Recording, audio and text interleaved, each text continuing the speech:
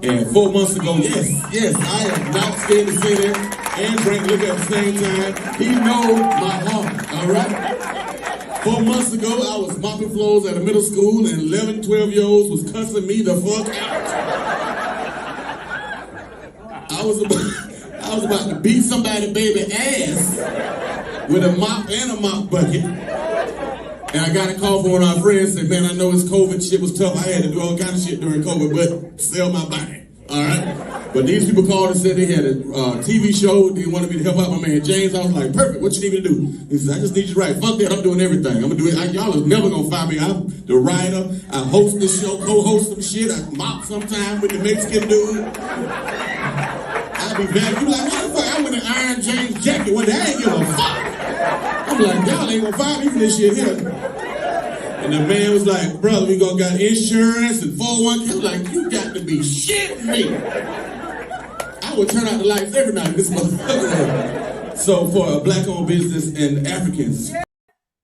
Yeah, man, that was just from this past Thursday. My man was tearing it up. We were celebrating 20th anniversary, man. It was a movie, man. What's going on, Tight Mike? Hey, I'm chilling, man. I'm chilling. I don't know why the lights are so crazy tonight, but it is what it is. I'm good, man. I'm still recuperating. I'm still recuperating from Thursday night. Yes, sir. Yes, sir. Yeah, y'all did it big, man. Incredible lineup of people, man. Just before we start getting into our guests and the show, man, just recap a little bit of what the folks did see if you were there, and if you didn't see it, man, you missed it, man. Chop it up. Man, good. Great times, brother. I really, really proud. Thank you, Miss B. I appreciate it.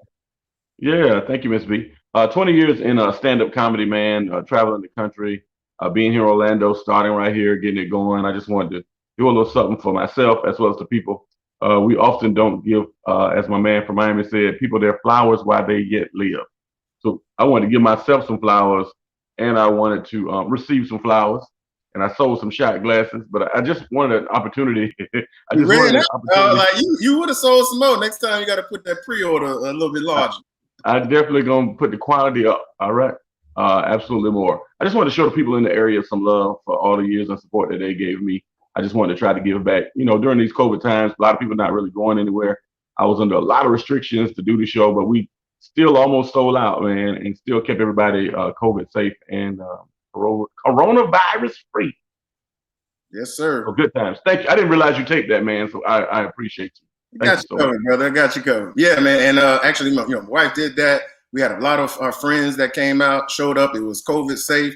We just had a good time, man. Like I say, the lineup was fire from top to bottom. Everybody enjoyed themselves. Great surprise, and your friend Benji Brown being there and showing you that love. It was good, man. Hey, man, I appreciate Benji Brown, of course, who is now on tour with Martin Lawrence, came through Orlando Thursday and stamped me, basically. Hey, man, he's our guy. When Martin comes back in the fall, he will pick me to open up the show in Orlando as well as Tampa.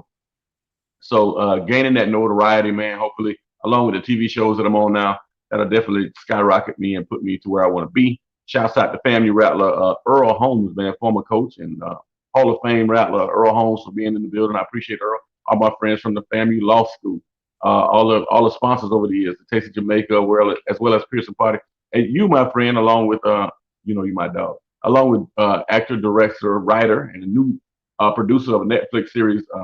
My man Jason Gregory was in the building. It was so many old school and new school friends.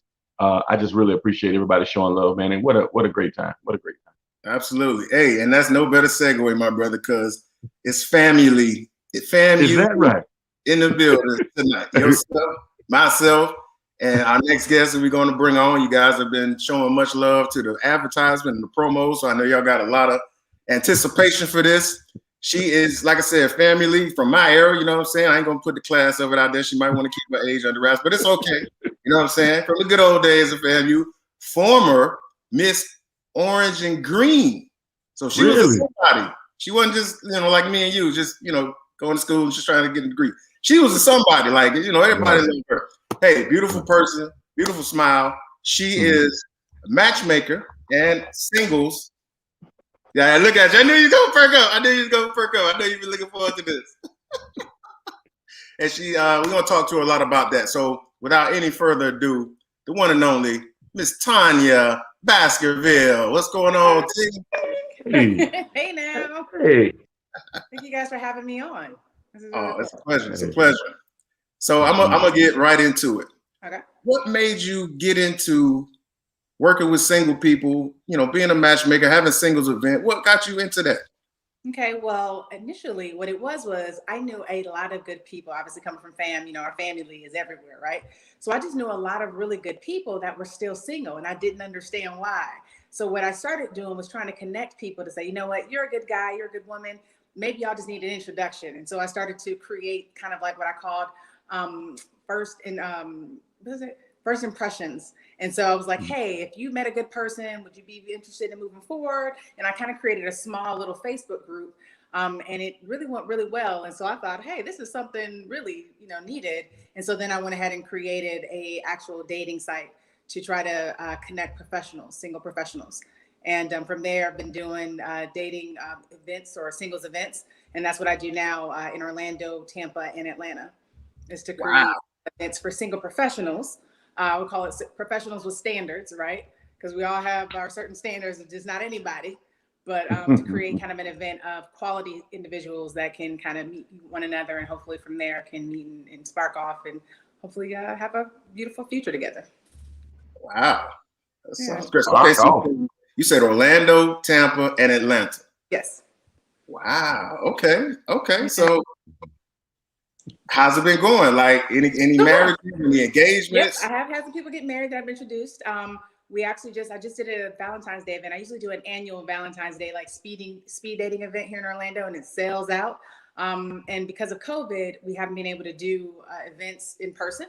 So I did a virtual speed dating event, and actually we had 26 matches from that event. So, let me tell you something. Right now, especially during this pandemic, all these Rona bays, like it's real. People are looking to meet one another because they at home, they ain't doing nothing, they ain't going nowhere.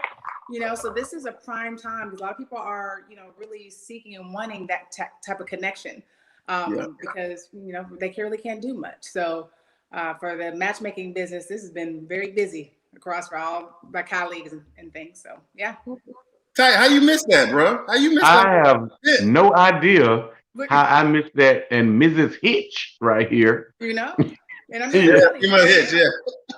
we got as it relates to Black men too. We need our Black men because we have a lot of Black women who are single. And I think that right now, from my experience, you have so many more women than men right now. It seems like that are single. And so men, they in a good spot. They like, look, I'm good. They coming to me. I don't have to do nothing, right? So, and it's a stereotype associated with whether it be dating sites or, men putting themselves out there. And women are like, what's up? If it's a good dude, I'm down. But men are a little bit more reluctant because I think that they have more options maybe, or they view it as, there's a negative stigma associated with seeming like, whether they're thirsty or I don't need to do all that. So I don't know, but we need Black men, quality Black men like yourself to come on into the fold, sir. Get in that database. Hey. Don't be trying to thread me with a good time. Definitely, Miss Baskerville. We've met once or twice. I feel like I know you. Yes. Yeah, I didn't ever shoot my shot though. For all the fellas that's out there thinking she is a beautiful lady, but I never shot my shot. I always thought she was out of my league. And then when I left FAMU early. I went to the pros, so I didn't have my degree. Some people you gotta have your degree to holler at. So I chill. But in all seriousness, sister.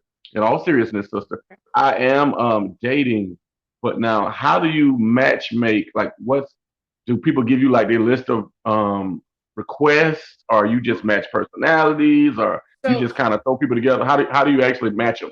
So it's interesting, right? So before, when I had my dating site, I actually created certain questions. So most dating sites, like your Match.coms, they ask kind of basic stuff, like, what are your hobbies? What do you like to do? What's your religion? But for my particular site, what I try to go is get to the real deal, right? What are the real questions that people want to know? And to kind of also weed out to kind of say, okay, there's a certain caliber of individual that we're looking for. So we would ask, and I would go to men and say, well, what do you want to know about women? And I'd ask the women, what do y'all want to know?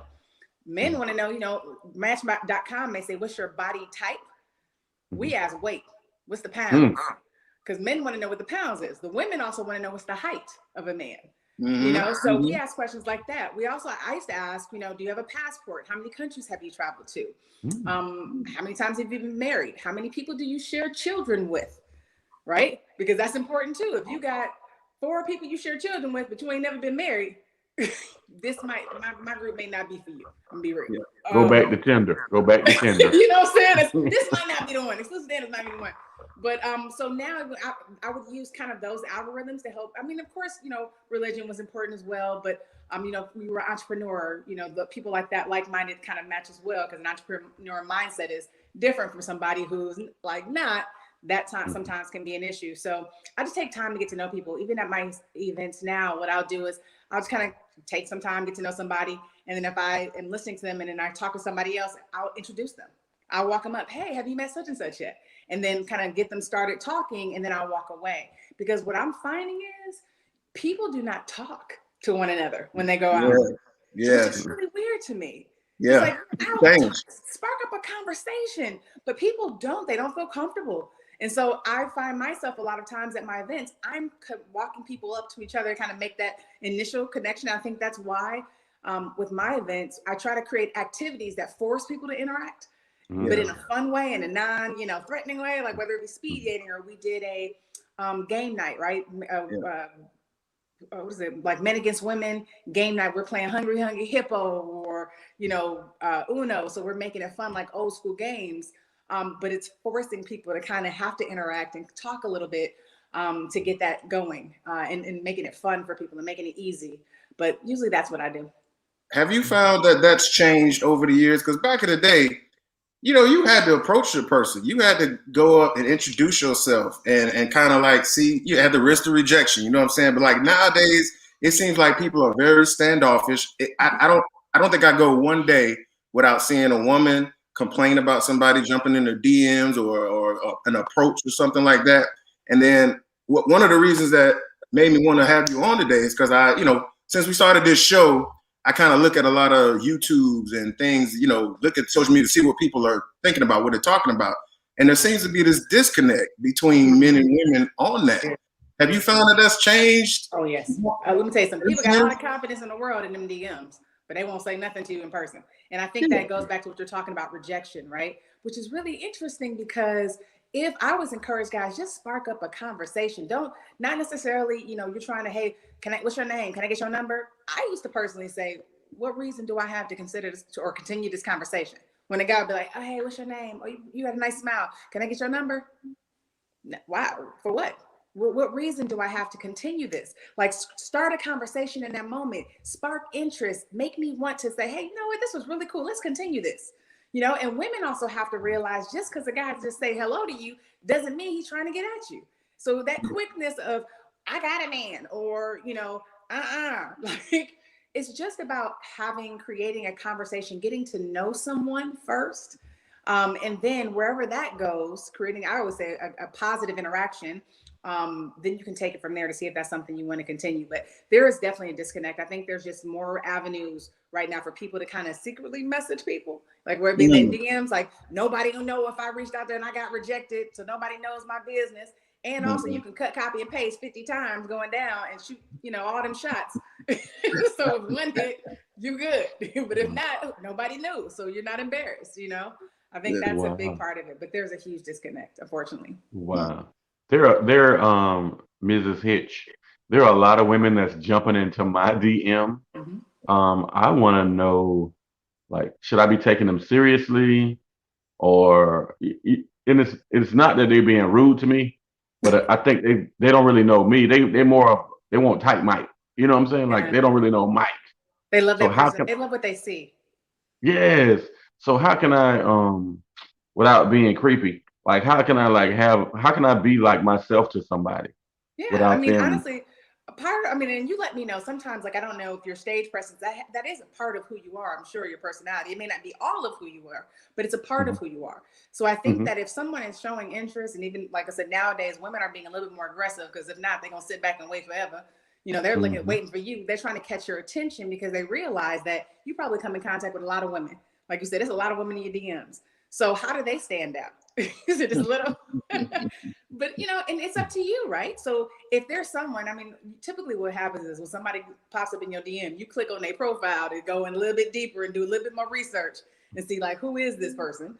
And if you like what you see and they seem interesting from at least what they present, because that's pretty much all you have to go off of, you can just spark a conversation. Hey, how are you? And just kind of create that text back and forth. And if you like the vibe of the interaction you guys have online, then it's up to you to take it further and say if you want to take it offline. The great thing now is with Facebook Messenger, you can do the voice call through Messenger without ever giving somebody your real number. So it's like, if you want to use that as an opportunity, I think that's a safe way to do that too. So before anybody has your personal information. Yeah. Okay. Hey, if you're joining us on YouTube or Facebook, please like, share, comment, do your thing. If you're on YouTube, hit that notification button. Got to get that in there while y'all listening. So, okay, so Tanya, you mentioned lists earlier and things that people like. Men want to know how much you weigh. Women want to know how tall you are. Yeah. Who's got the most unrealistic expectations out there? Is it the women or is it the men? Honestly, I was gonna say women, but honestly, it's nowadays it's a little bit of both, right? Because you historically had women who would say, well, I want this. I'm a part of a national matchmaking group, right? A group of matchmakers, and we kind of will kind of utilize each other's services. If we have a candidate that we're looking for a match, hey, what do you have in your database, blah, blah, blah, right? A lot of matchmakers do not represent women because, so this is the thing, right? I had a client who I had submitted one of my people for her client. It was a guy who he was, had, I don't know how many, very successful guy. I'm just gonna say he's a successful guy. Well, he probably paid for a good matchmaking service. He probably paid about $20,000, right?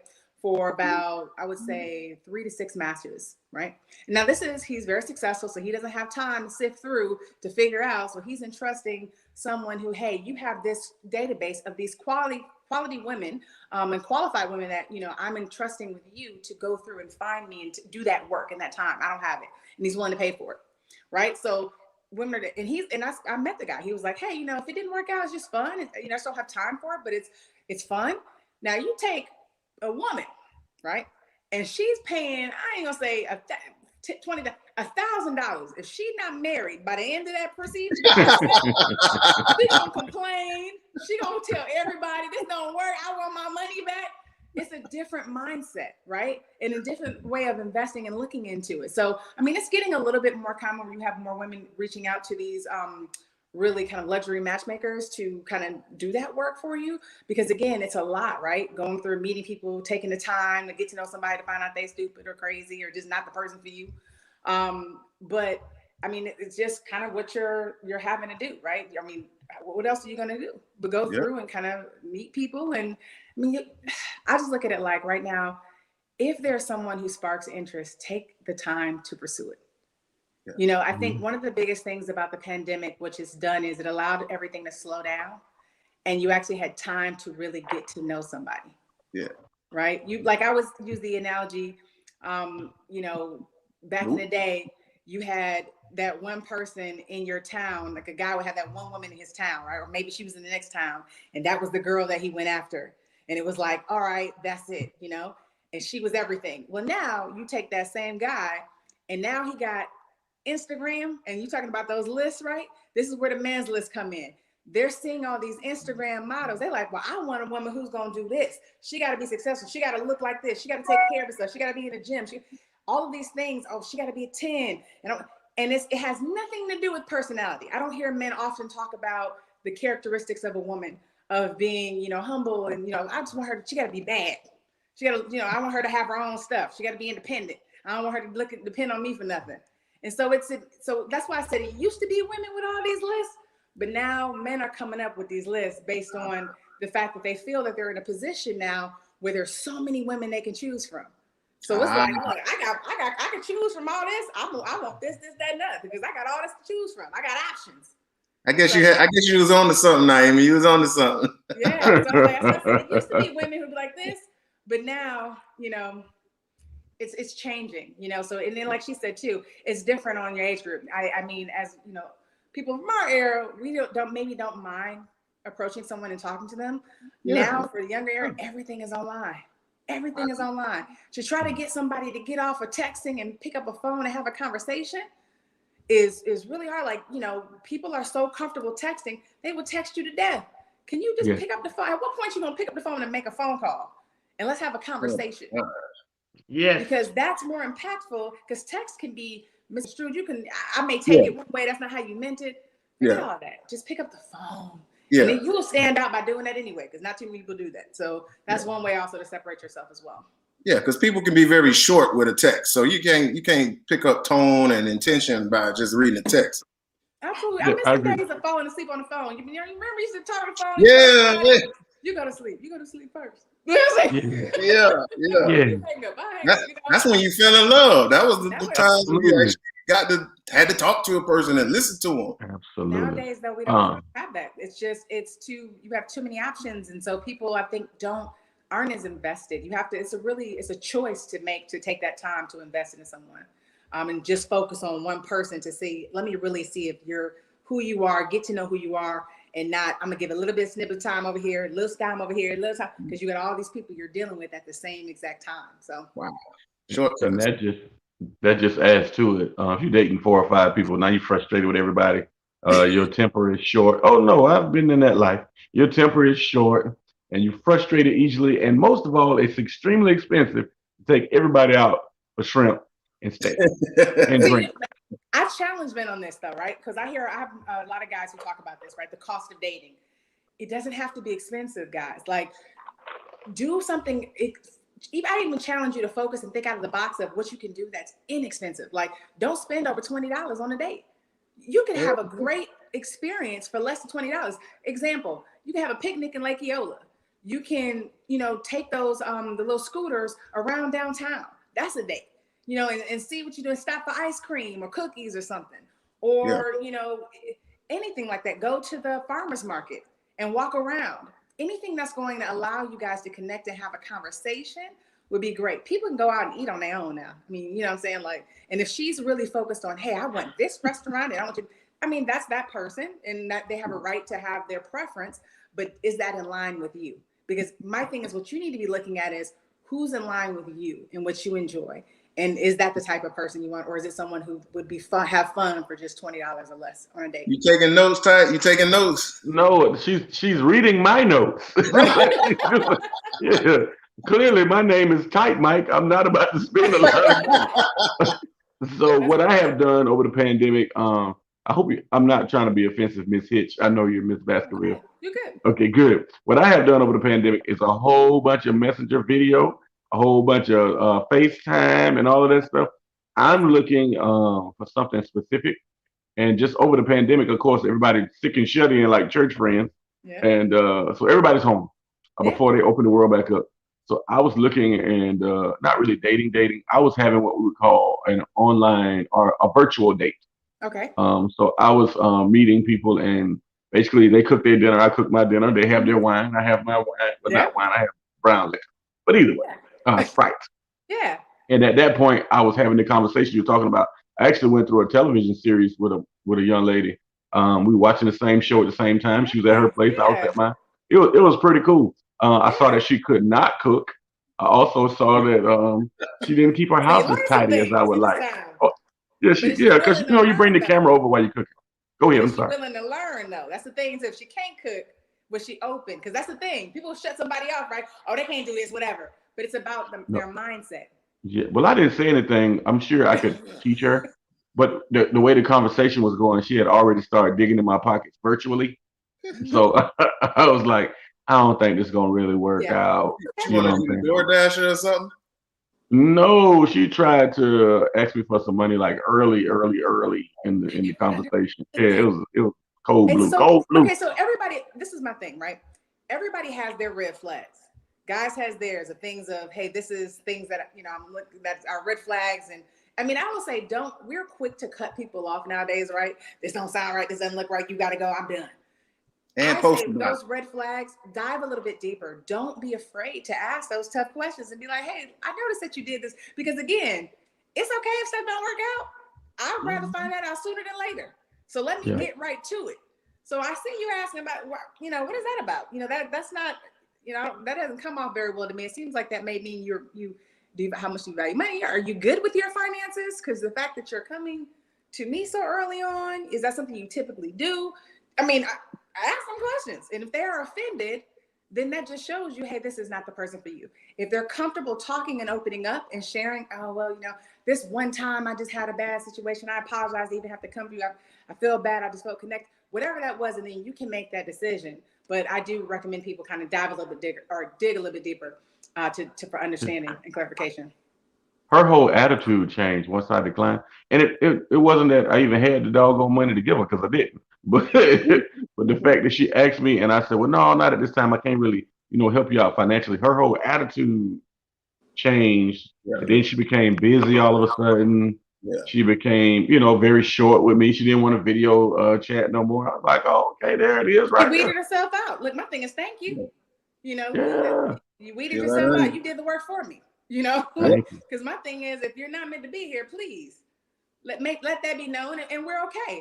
It was great having the conversation. I would say you served the purpose that God had for you in my life right now. Thank you. That's a good word. I had a great time talking with you. It was a cool moment, but now it's time to move on. X to the next. I'm all about that gangsta. X to the next. X to the next. Shout out to G. What's going on, brother? What's up, brother? He says, that's wonderful advice, Tanya. Everybody is in a rush to prove how much they don't give a freaking freak. Yeah. And that's how the song go. Real ass bitch need to give a fuck about a nigga or whatever. You know what I'm saying? It's unfortunate though, because people are now looking at it like, oh, it's a weak thing to express how you feel, to be open and be vulnerable. And to me, how are you gonna get to know somebody if you're not vulnerable and you are not truly who you are? Like you talked about that earlier. It's funny. I always say when I first get to meet somebody, I don't care. Like I don't care what you think. You have those people they try to represent themselves and present this certain type of person that they think most people will like, and I'll reel you in this way. But for me, I don't care what you think, because I may not know you two weeks from now. So why would I go out of my way to be someone that I'm not? If you can like me when I'm, you call me in face, I have a hair wrap on. I'm talking about early. Because if you like me this way, in my natural state, with no makeup on, and we can still vibe, then you're good. And the more that I get to know you, now I care about what you think about me. Now I get nervous. Now I get bashful. But before, I don't care what you think. You ain't gonna be here 2 weeks from now. What I care what you think? You might not be. So my thing is, let's make it long term. Feel comfortable being yourself initially from the start, because I want people to know what you're getting into. Just like I want to know, what am I getting into? Yeah. Don't switch it up. Be who you are from the start and be consistent. If you're not comfortable with who you are, how am I like you? Yeah. I don't know who I'm liking. Does the income thing come up a lot when you first counseling with somebody or everything? So for women, this is the thing, right? It's the dynamic is changing quite a bit, right? You have I'm gonna speak to Black women specifically. Black women are becoming much more and more successful, right? And making much more money. And I have come across a lot of women, successful Black women, who have a hard time finding Black men that are on their level, as they say, right? Who make as much money as them. In some cases, I say this, again, it's each individual person. You have to kind of dig deep and prioritize on what's important to you. Is it his bank account or is it his heart? And most times they do on both, but how much are you prioritizing? Is this a man who is a good person and he is ambitious and striving to do it? He's literally, his behaviors are matching his ambition, not just talking about it.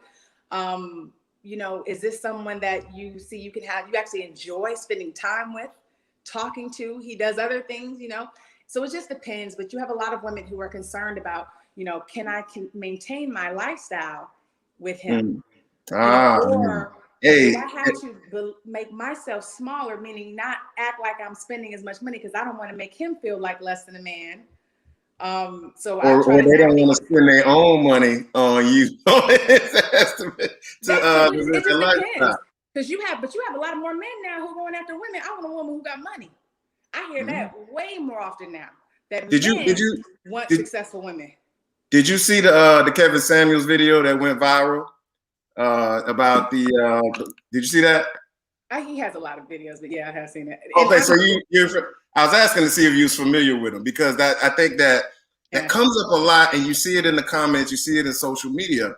You know, a woman, like you said, you need to have what I got or better, but then it's always like a 6-figure thing. But you're telling me a guy that maybe making 70 can't make a life with you because you make 100? You know what I mean? Like that mentality. It is an interesting dynamic, and I think it's about being realistic on both sides, right? Men and women, because I'm telling you, you're seeing it more and more. Whenever you feel like there's options out there, you become a little bit more like, look, I don't need that. I got this. It's something better next around the corner, and that's the thing with everybody, right? It's something better around the corner.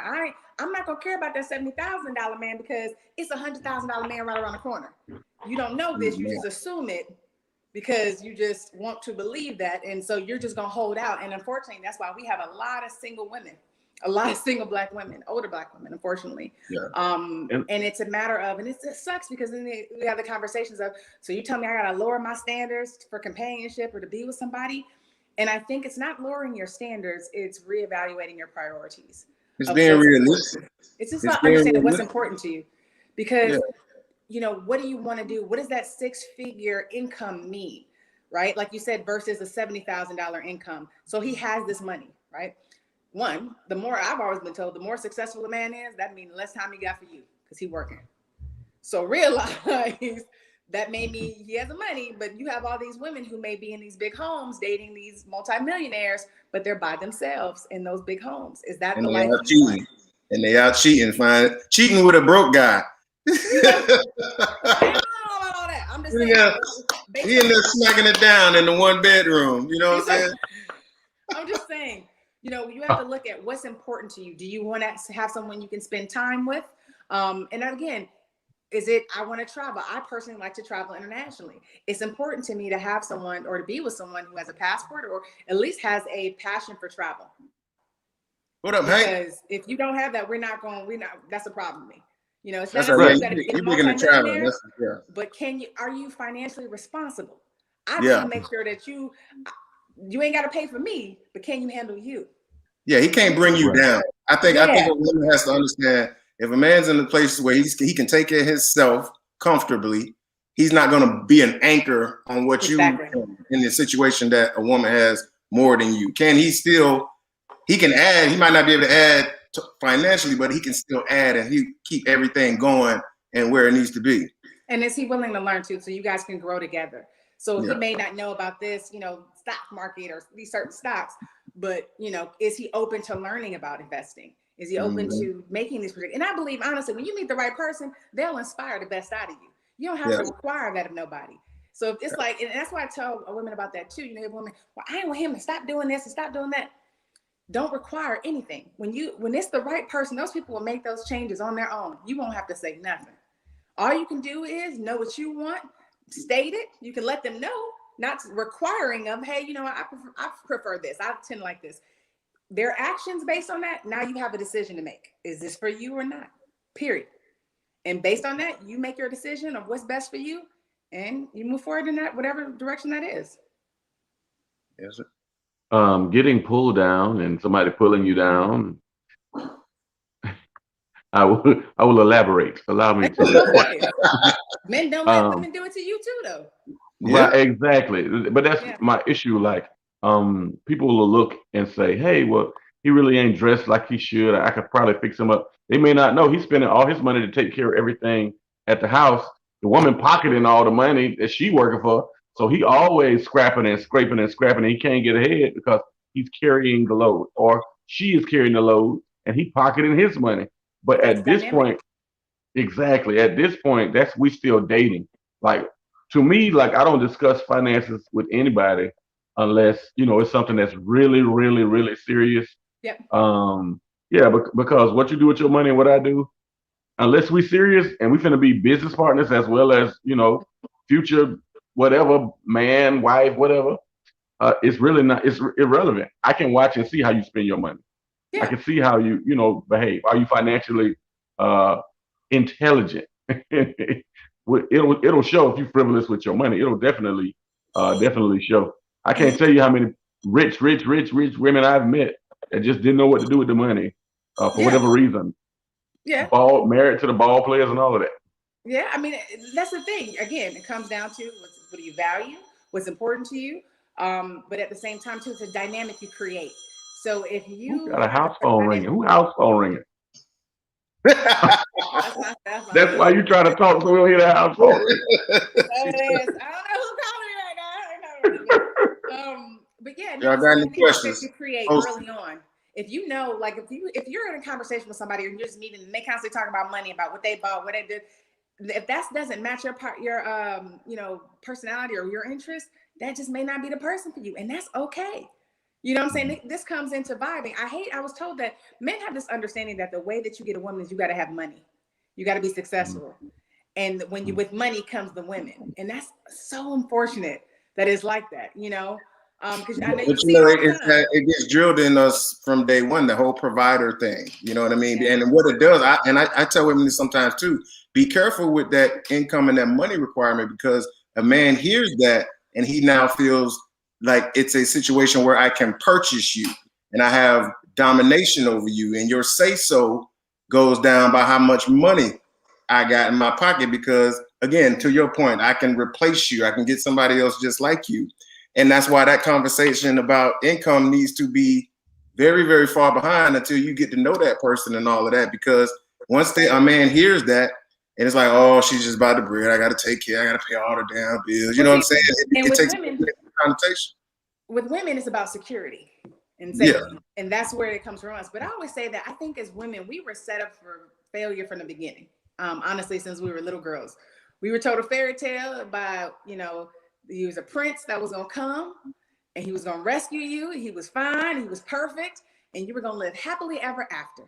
And so ever since then, we have been searching for our prince to live. They didn't tell you it was gonna be Earl, and Earl wasn't gonna have everything together, maybe not, initially. But because a man that's doing that, he probably in his 40s and 50s, he got to it takes time to get to be that successful. But even still, and even with the time it takes, I still think at any level, that's an unrealistic expectation to expect this man to come along to rescue you and he's going to be perfect and you're going to live happily ever after. Like there's you ain't hear about no issues between Prince Charming and, chick arguing and stuff. You didn't hear nothing about that. Yeah. That wasn't realistic. So we're set up with these unrealistic expectations of who, and the same thing goes for men with women. You guys have an unrealistic expectation of women to be your mother, to love you and do the same things like her. Well, she took care of my mama, just knew. She just knew what I wanted. She ain't arguing. She just provided, or the example that they see. And I think we have to really look at ourselves and say, look, that may have been what somebody else has, but what do you want for yourself? And you kind of make, between you and that person, you create your own dynamic that works best for the both of you, regardless of what society is doing, says, what this relationship is over here doing, because you don't know what's happening in that person's relationship or household. What you see on Facebook, they look so beautiful. They look all in love. You don't know what's going on. You have no idea. At all. And so I think that we have to, be realistic and with what we want to know ourselves first too. You got to know you first. You can't meet somebody else and expect that person's going to, fix everything in your life. And, what they say, women look for a man that when they meet a man, they expect him to change, and men meet a woman expecting her not to change. He wants her as she is when he meets her. And so that automatically is, if you can't take the person for who they are right now, and understand that they may grow, they may, wherever they go up, that you're willing to grow with that person and understand who the core of who they are, because hopefully that's the foundation of what you have. You kind of need to go back and revisit that. Jihad wrote his whole life story on here, but I thought gave y'all time to read it. Thank you, Jihad. He lay on your side, Ty. He looking for something specific, man. You know what I'm saying? And that's okay. I mean, it's fine. I think, again, the idea is everything is a choice, though, y'all. Like they say, everybody got baggage, everybody got issues. It's whose baggage are you willing to carry? Because nobody's gonna be perfect. That's right. I think we are thinking and looking for this level of perfection because, again, we think we got options. Now, again, you got that guy who had that one chick in the next town over that he had that crush on, but now he got access to women all over the world on IG. Yeah. And he's looking at the there's so many women with this shape, and I can have that. That's what I want. It's a lot of men that are going overseas to find wives and women. I saw a lot of that on YouTube. People go to Brazil or Colombia and they get that Oh yeah, that brings me to another question. The whole submissiveness conversation. This, men want a submissive woman, and a lot of women take that as a negative. Do you find that comes up in what you're dealing with people? So I don't think that's a personal thing. I don't think that's a negative. So when I was I think in college, I interned out in California. A friend of mine who was married took me to a church. They have like different classes or whatever, right? So they had a class called the Excellent Wife. Now most churches, when they have marriage courses, they only allow married people to go. Either you got a singles group or you got married group. And this was the first time I'd ever seen. It was they had one for the men and they had one for the women. So the women's was called the Excellent Wife, and the men's were called the Exemplary Husbands. And they had them at the same time. They would go to their class, women would go to theirs. And then the women's class, there were women who were married, divorced, single, never been married, all in the same course. And one woman was teaching the course who was married, right? It was based on a book. Both of them were based on books. This course changed my life. It changed my whole outlook on marriage, everything. Because what it talked about was the 12 virtues of a godly wife. And one of the things they talked about was submission. And I thought, man glorifies God, woman glorifies God through man, meaning her husband.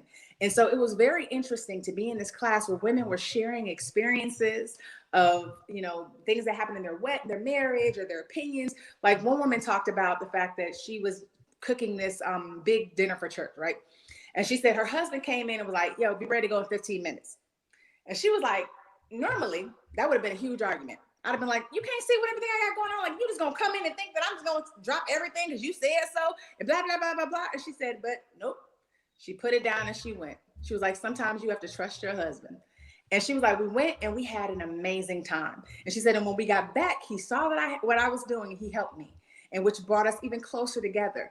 And so she was like, sometimes we may not understand what our husbands are doing, but you just have to submit and just go with him and trust him. And so I was like, wow, so those types of courses, at least I think they need that everywhere personally. And then the men's course talked about, the different things of the men, but it was a way to kind of get together, hear different perspectives for women from a positive note. And it wasn't presented in a negative, like, I ain't gonna bow down. And first of all, you shouldn't be with somebody you don't trust. Yeah. So to me, if I trust you, then that means that I have no problem submitting to what you're talking about.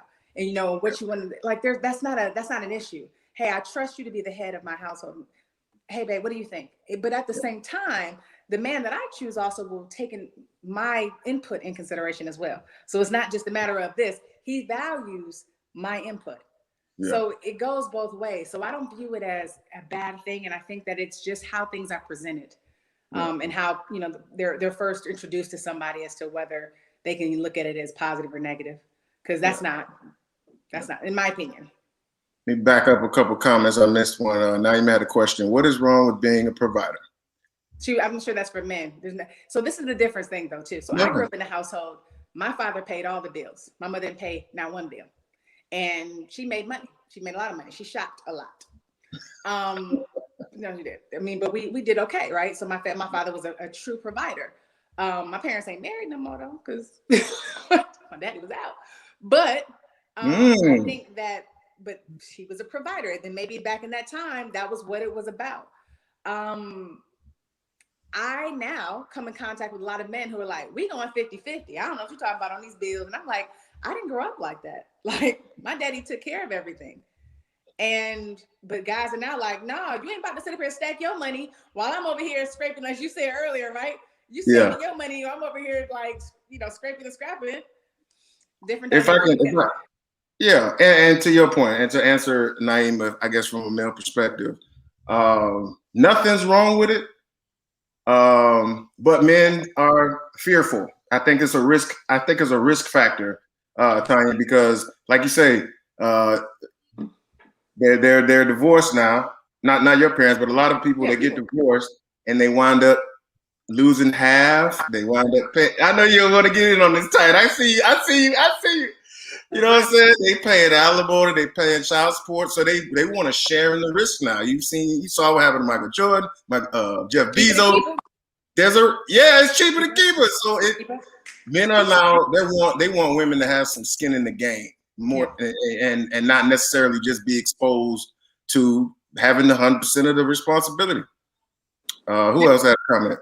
Go ahead, Ty. No, get in there, Ty. Go ahead. No, I have nothing to say. No, No, but I'm playing. You I'm do. playing. I'm playing. Everybody. Too, though. So that's not men. Yeah, you know what you.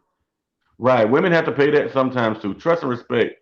We We'll get get you you so so far. far. We'll Trust and respect will get you, but so far, I think is what she's trying to say. Hmm? Yeah, I agree with you.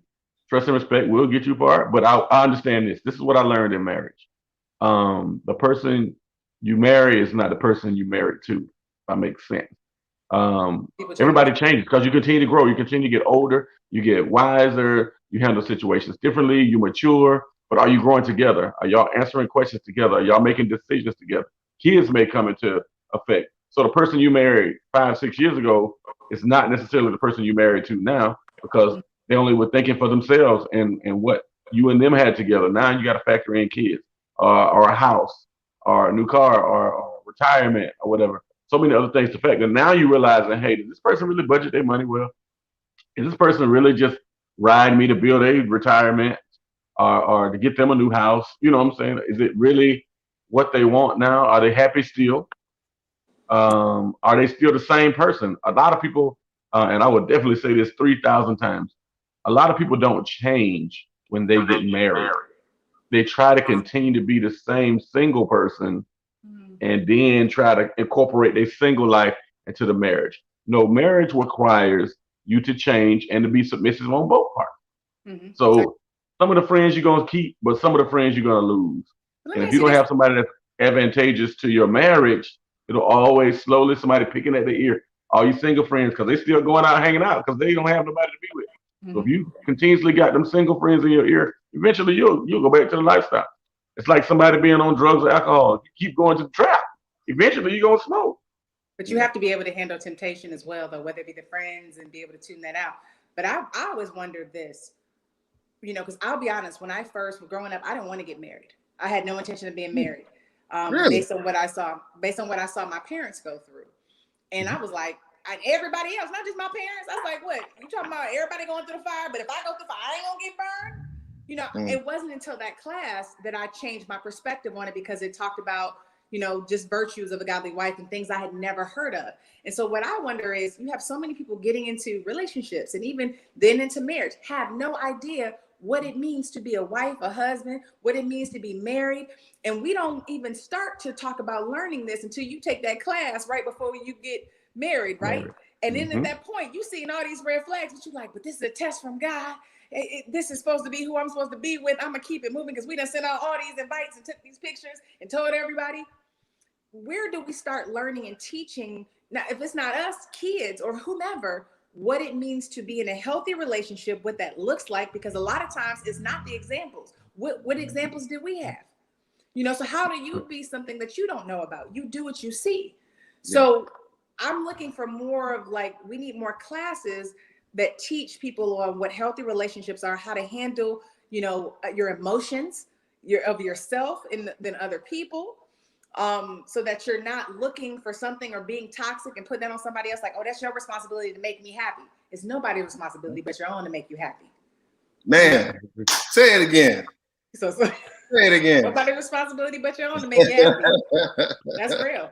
If it's a problem that your emotions are attached to somebody else and they're going up and down based on what they do, that's a problem. Hey, that might be too much control over you. You're giving them too much power. That might be the next phase of your business, Tom. You go ahead and put these classes out there. Go ahead and get in the camera. Let me say something. Right now. I would say this. I'm in a relationship as well. It's hard. Okay. Relationships are hard. It is literally taking two individuals and coming together and forging your personalities, your thoughts, hey, I feel like it should be this way. I believe it on this way. So to me, it's not even the fact that you become the same person. It's how you respect your differences, in my opinion, that matters. Can you say, I respect, even though I don't agree with you, I still respect your opinion and I agree to disagree, respectfully. Joni says, we have notoriously been fed a line about marriage and women are the worst. We must tell the truth to each other. T.Y. say, just watch Cosby Show. Look, I ain't gonna lie. Look, who don't want to be Camille? Miss Cosby was the best. She was the best, boy. Right. I never wanted to be like Cliff and Claire. I thought they was a little too. They seemed a little too, they was faking it. I like Martin and Gina with the fussing and stuff going back and forth. I kind of wanted to be more like that. You know what I respected about Claire Huxtable was her, and maybe this is just my own thing, I respected her ability to be quiet. I know that sounds really weird, but for someone like myself who talks a lot, I respected her ability to know when to, her power in her being reserved. Yeah. And that you don't always have to, you know, because I struggle with that personally. So, but she knew when to talk. Yes, exactly. Like, yes, she stopped. Right, she stopped Bill with the Evan thing with the boyfriend husband. She stopped and like, hey, don't do the boy like that. But then when he said something to offend her, Bill was like, you know what? Hold on. Wait a minute, Miss Huxtable. Wait a minute, Elvin. You don't know what you're talking about. Miss Huxtable would chop your head off. You know what I'm saying? So she knew when and where. And I want to say this before we go, and to piggyback on the last conversation. I am divorced now, and I'm not bitter or jaded. My parents got divorced just like yours, Tanya, but I was 2. Okay. They both remarried. One remarried for 40-some years, one remarried for 10 till the spouse passed away, and now she's been married to the third guy for 30-some years. So you can find, love again. These second marriages, people out here living their best lives in these second marriages. Right, because you know what to do. Too many people who are on their second marriages and are just living it. I don't know if it's because they've learned the lessons from the first one, but these second marriages are successful, boy. I think the success rate on the second marriage is even higher than the first one. Yeah, but I'm chilling. I'm chilling. Open their mouth and say what's going on. I'm chilling for the record. I'm gonna live like that dude on Taken. I'm gonna just take care of my daughters and hang out with my military friends. People belittle. I'm big on companionship, right? So I've always said I never had this dream of I want to be married. To each his own. I don't knock anybody else who feels this way. My goal was always to be happy.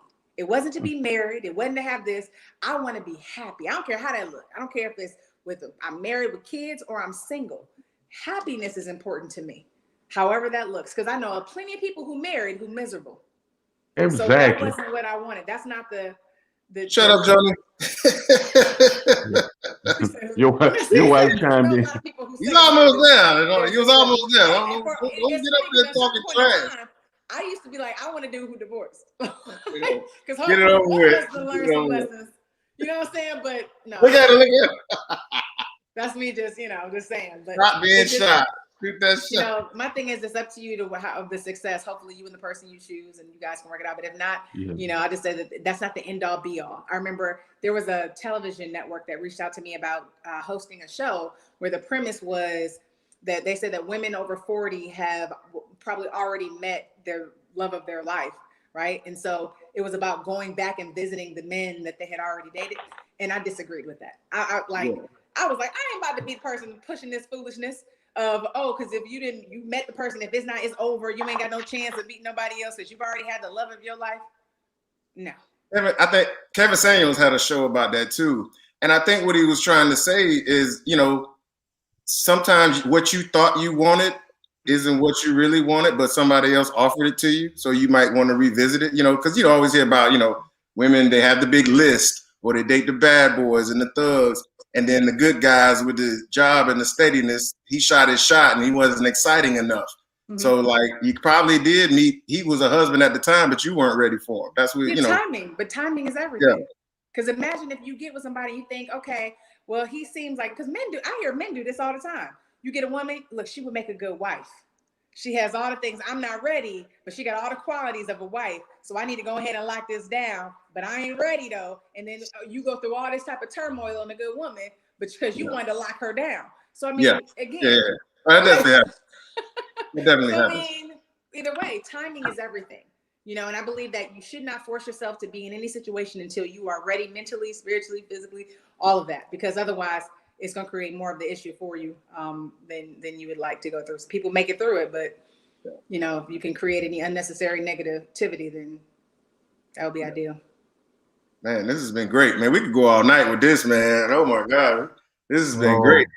We usually go about 30, 45. We had the hour mark. Anybody got some questions before we wind this thing on down? Well, in the meantime, I have a question for you. Okay. What advice would you have as a married man? What advice would you have for men? Because I love to get advice. I love to hear from people who are married because it's a different perspective. And I believe it's very important to share your wisdom with others, because what you'll find is, and you have a lot of people who, and I'm not telling everybody to tell all their business, But what will happen is you have couples who want to create, you know, this kind of image of everything looks great, but like you said, you don't know what's going on behind. And so what will happen is you'll have another couple who'll be going through, you know, things and look at the other couple like, but something's wrong with us because they seem real happy. Yeah. Right. So something's definitely wrong with us, not realizing they're going through the exact same thing you're going through. And so I always felt like if people realize that things are normal a little bit more, you know, that then maybe it wouldn't be as big of a stress or an issue for them. It's just like, all right, this is normal. This is something people go through. If they can make it, we can make it. No problem. I ain't scared of the tough questions. My boys want me to cut this thing off right now. Jason want me to say, don't do it. Ike's over here giving me the cutoff signal. I'm gonna do it because you know I live like on the wire, baby. I'm gonna do it. Listen, first of all, I tell everybody, get that premarital counseling. Get it. It's like Geico. Get it. You gotta have that insurance because you know what? Sometimes you don't know what questions to ask, or sometimes you're too scared to ask. You need kind of that go-between, that mediator. Get that couples counseling. The second thing is you kind of alluded to it already. You better open your mouth and have some real conversations about what's going on in your head, because sometimes that's where you get off track when you start making assumptions about what the other person's thinking or what they're going to do or how they're going to feel. Even if you think it's going to piss them off, sometimes you just got to open your mouth. And then on the other side of that, don't hold grudges. You know what I'm saying? You're going to get mad at each other. That's just how it works. You're going to get mad at each other. You're going to cuss each other out. You know what I'm saying? All that good stuff. Slam the door in his face. Throw drinks at each other. Whatever it takes. Don't hold grudges. He's being extreme. Don't hold grudges. You know what I'm saying? Everybody cracking up. Because I'm like, that's getting a little much. You talking about throwing shit. Nah, but what I'm saying is them grimy times, them tough times, where you got every reason in the world to haul ass, but you don't for whatever reason, and you find your way back to what made this thing work out in the first place, what made you want to get a commitment back in the first place. But trust me, that shit gonna get grimy sometimes. You're gonna have to work on it. That's important to know. People need to know that. That's like you said, that's what the second marriage thing is about. Is because then you learn more about yourself. But really you learned about how to communicate yourself to another person. Yeah. You know what I'm saying? That changes the conversation as well. And it comes with maturity and stuff like that. So yeah, it's stuff that you've heard already, but you probably didn't believe it because you thought you was gonna be special and you thought the motherfucking girl or the man was gonna be perfect, and this shit don't work like that. That's real.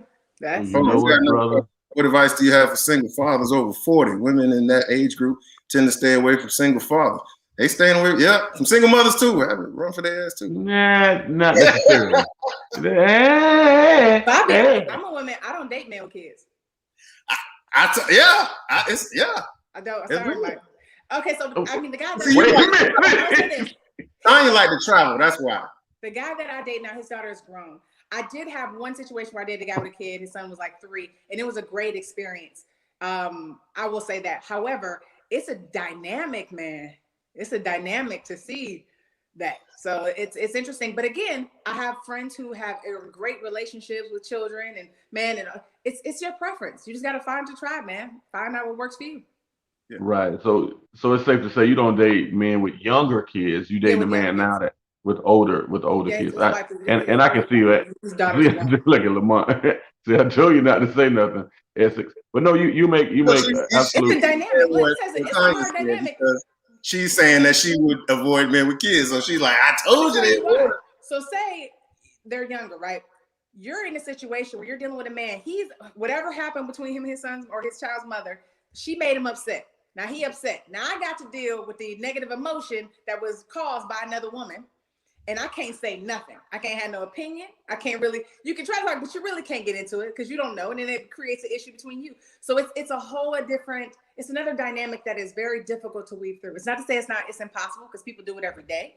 Yeah. Just for me, it was a personal choice of saying, you know what, I'm gonna let that go. Because that's a whole nother, and I do like to be out. Right, and that was your instance, and I totally can agree with that.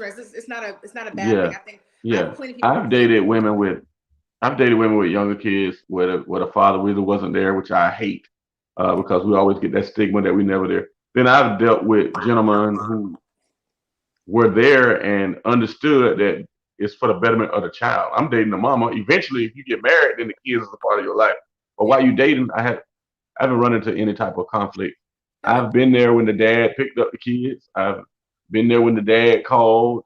You know, always be respectful because I got kids, and I'm sure one day I'm gonna have to be that same guy. You know what I'm saying? So it can be. I like the fact that you dating with older kids. You feel like, oh, they're not at the house. Well, I know women who 27-year-olds still at the house or 30-year-olds still at the house. You like, Mike, you dating 50-year-olds? Yes, I am. I'm dating all types of all of my mama friends. Hey, Judgmental ass. Yeah. Yeah, I date a 60-year-old. She keeping it together. Nah, get out my goddamn business. But anyway, it can be. Tyrone says, whatever she about to say, imagine what men go through with women. I hear some stepdaddy horror stories. I do hear stepdaddy horror stories. Oh, yeah, but it's two sides to the story. It's always two sides to the story. Yeah. But I will say this with the dating and in respect to marriage too. A happy people, a happy person, you know, they give you that energy. And know when to walk away, know when to take your time to go to the left or right, give them their space. And that comes about learning the person that you with. What are their triggers? Finding out, hey, you know what? I need to give him or her a little moment because it's about to get ugly. But understand that, you know, people come back. You can always apologize, but you can't take some things back because once it come out, it's out. You know what I'm saying? Watch what you say. So what he's talking about the jealous of the children because they want to be priority. Now that's an interesting thing. Again, that's a dynamic for me. When I dated someone who has a kid, I am not the priority. I was very much pushing him to spend more time with his son. And I had so much respect for his son's mother. And when he met me, he told me, he said, look, I worked really hard to create a good relationship between my son and his mother. And, you know, I respected that. Like I said, I had a great dynamic of the time I dated a guy with a kid. So it wasn't that everybody's different. You know, you do have to recognize, though, you do get dropped at the drop of a dime.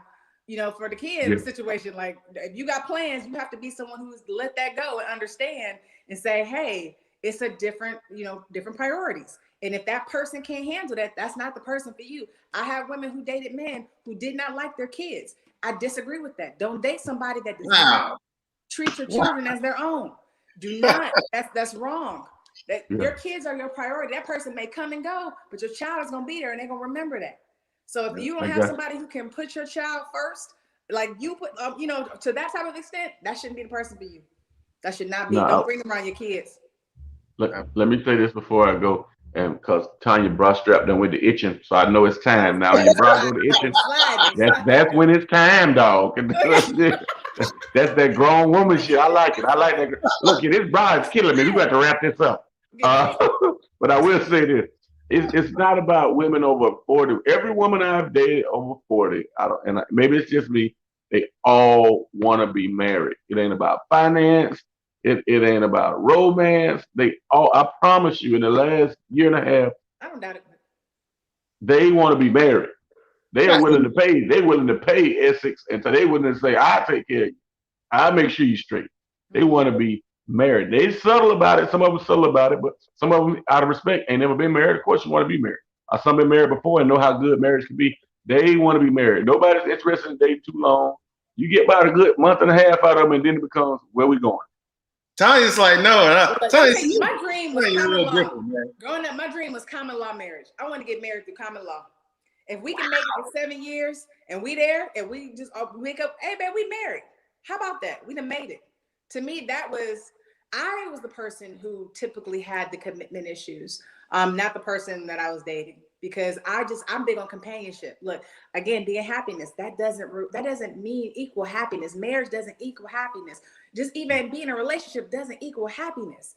You have to find that right person, and I'm willing to wait for that right person because I'm worth the wait. I believe that. And in the meantime, I'm going to make sure I'm the best person I can be and grow in the woman that I am, because that you attract good people when you are also too yourself a good person and continue to grow and be happy. So that's just my thought process. I'm looking for the freaks. Where the freaks at? They out there too. Where the kids out there too? Did you want kids, Tanya? Because that's really, I think, what the reason why women on 40 or probably closer to 35 are looking for that marriage. Did you want kids? Because after that, it starts getting dangerous. Huh? If I'm not married, no.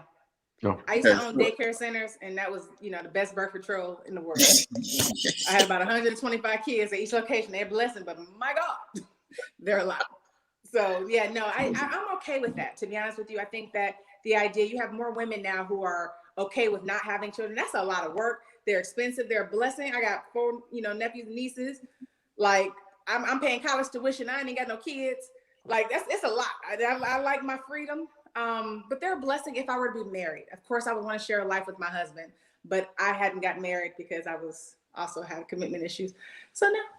So I mean, you know, yeah, I'm okay. I feel like at this stage of my life, I done passed that point. I'm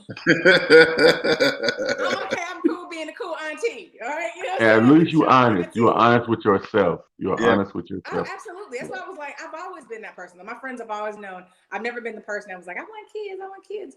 I wanted whatever God had for me, because I know whatever God had for me was better than I could imagine for myself. Because a lot of times we get caught up in what we think we want. This is what we're told we're supposed to have.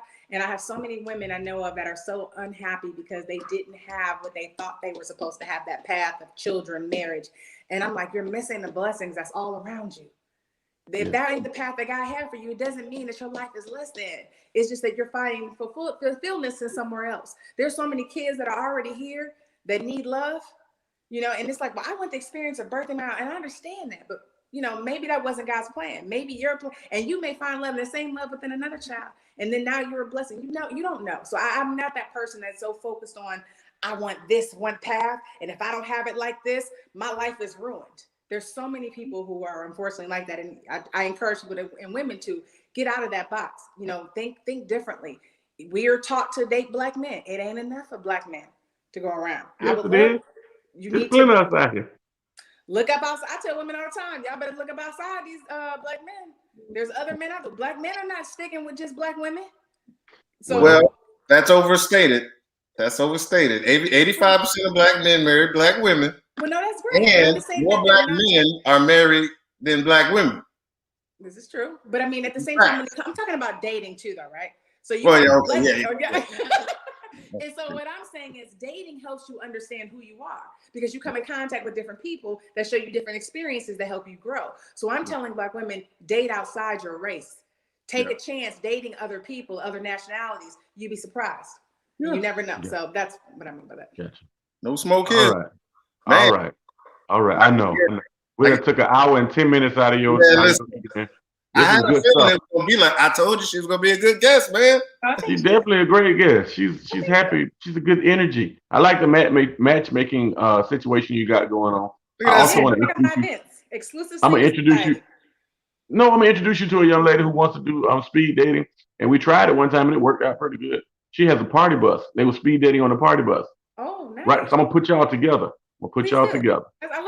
I think that'll be great. And I don't mind coming to one of your matchmaking events. I'm a little choicy though.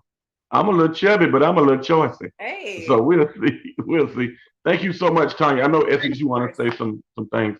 Tanya, first of all, make sure you get, if it's a website or your social media page, get that stuff out there so people can. Oh, just look up. I have meetup groups. So I use Meetup a lot of times for my single professionals and events. So Exclusive Single Society. Just search the group on Meetup. Is one, like I said, Orlando, Tampa, and Atlanta. So that's what's up. Okay. Still in Orlando, or you moved to Atlanta? No, I'm in Orlando. Oh, okay. Like I said, Did you ever move away? Did you move away? Cincinnati years ago, and I came back though. But I have about maybe almost 7,000 people here in Orlando in my group. All right. Yeah, so we're something in there for you, brother. Yeah, we got a nice little group. Hey, Joe. Thank you, Joe. Thank you, Lamar. Thank you to everybody that joined on. This was a great turnout, man. So you must have brought a lot of your friends to the show. We had a lot of great comments, a lot of great viewers. If you're still on YouTube, please like, subscribe, hit the notification button. All our Facebook family, we want to thank you. Join us again next week at 8:00. Hang back in the green room, Tanya. We'll be right back. Tight. What you got up, brother? Hey, man, big times in Little China. It's all week long. Definitely, all week long. The Lowdown with James, Monday through Thursday, 7:30 on channel 1623, Comcast or Xfinity. That's what's going down. Funny Not Famous Tuesday night. Another great taping of that coming up this Tuesday. Hit my Facebook page, Michael Type Mike Randolph, for the free tickets to the TV taping of the live comedy show, man. Other big shows coming up in the beginning of March. I'll let you guys know what's happening. And once again, I got to say shouts out to Benji Brown that came out and supported my 20-year comedy anniversary, and everybody that came out. And Benji Stamp directly from the Martin Lawrence camp at Tight Mike will be on the tour for 2 cities. The Martin Lawrence tour coming back in the fall. We'll be in Orlando and Tampa. So shouts out to that, man. Thank God for all the blessings. Yes, sir. What you got popping, dog? Oh, hit your social media, man. Hit your social media. Tight Mike Comedy on all your Instagram, Facebook, and Twitter. And Michael Tight Mike Randolph also is my fan page on Facebook. All right. I'm getting back to work this weekend, man. I'm going up to the A to shoot a movie, so happy about that. Yes. I got my 2 COVID tests out the way, brother, still clean, so happy to get back to work. Hopefully that'll you guys will be able to see that hopefully in the fall. Some of the films that I got out already have started to win awards out in LA. A movie that I'm in called Inheritance won Best Horror Film out in LA. Another film called what's the name of that thing? Right off the top of my head, I just forgot that fact.